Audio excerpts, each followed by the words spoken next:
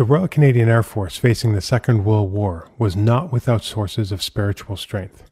It could find inspiration in the brilliant record of Canadians in the air in 1914 through 1918, and encouragement in much admirable and original peacetime flying work in Canada in more recent days.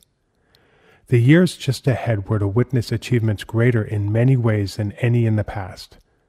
But in September 1939, the RCAF was materially ill-equipped for the tasks confronting it.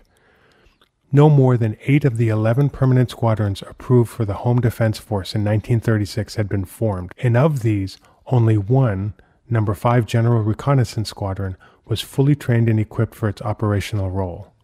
The 12 auxiliary squadrons authorized in 1936 were in various stages of organization, and the 7 that were mobilized absorbed the personnel of the other 5.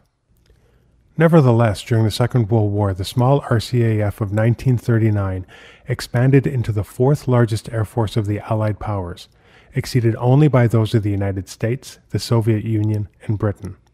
Its little group of obsolescent airplanes was gradually replaced by thousands of the latest training and operational aircraft. Its personnel increased more than 50-fold, and during the war, 232,632 men and 17,030 women served in it.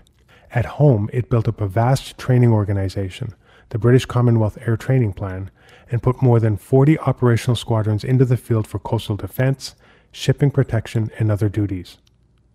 Overseas, the RCAF was able to provide 48 operational squadrons for duty in the Western European, Mediterranean, and Far Eastern theaters.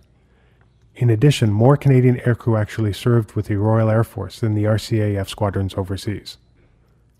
During the war, the RCAF effort was divided into 3 principal parts. A large force was engaged in the British Commonwealth Air Training Plan, another was employed in the theaters of war overseas, and a third, stationed in Canada as the home war establishment, conducted operations in the Western Hemisphere.